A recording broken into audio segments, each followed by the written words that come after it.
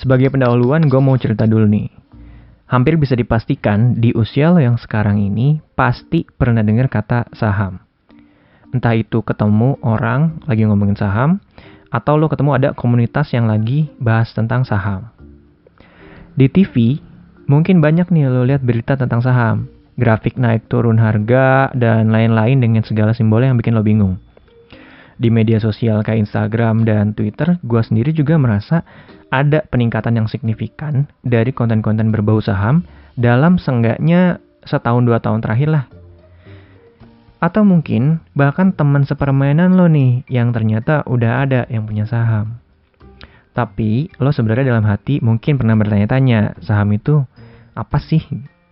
Karena seenggaknya itu juga yang jadi pertanyaan gue sampai akhirnya gue cari tahu sendiri lebih banyak tentang saham. Bagi orang-orang yang memang nggak mempelajari hal ini semasa dia sekolah, ngomong-ngomong gue juga termasuk salah satu yang nggak mempelajari ini ya, mungkin saham ini jadi sesuatu hal yang tabu untuk dibahas. Begitu, memang tabu banget dan nggak jelas juga, sampai gue awalnya mikir, udahlah gue nggak akan ngerti juga. Dan segala macem alasan lain yang bikin gue jadi males gitu untuk belajar saham. Tapi gue bisa yakinkan hal itu wajar aja kalau kita nggak tahu gitu. Karena berdasarkan data yang gue dapat, jumlah investor di Indonesia per 2019 itu cuma 2,4 juta. Kalau lo berpikir itu banyak, nih bandingin dengan data jumlah penduduk di Indonesia, jumlahnya 260 juta. Itu artinya cuma ada kurang dari 1% dari total penduduk. Sementara di tetangga kayak Singapura itu 30% dan Malaysia itu sekitar 12,8%.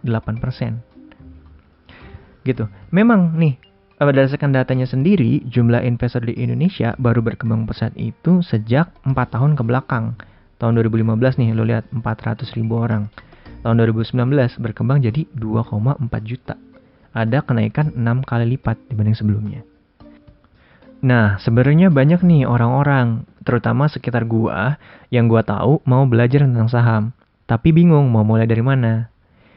Memang banyak bahan bacaan dari buku, koran, atau bentuknya video, podcast, dan lain-lain, tapi nggak jarang ujung-ujungnya malah bikin tambah bingung. Daripada gue cuma edukasi teman-teman sekitar gue doang, yang jumlahnya nggak seberapa, gue jadi mikir nih, gimana kalau gue taruh materi ini di dalam suatu platform yang lebih besar, contohnya kayak YouTube, gitu.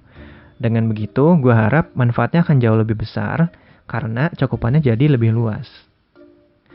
Dan kalau lo udah termasuk jadi bagian manusia-manusia kurang dari 1% tadi, alias investor, mending cari channel lain yang lebih advance kalau kata gue. Karena tujuan channel yang dibuat itu untuk mengedukasi orang-orang yang mau mulai belajar saham dari nol.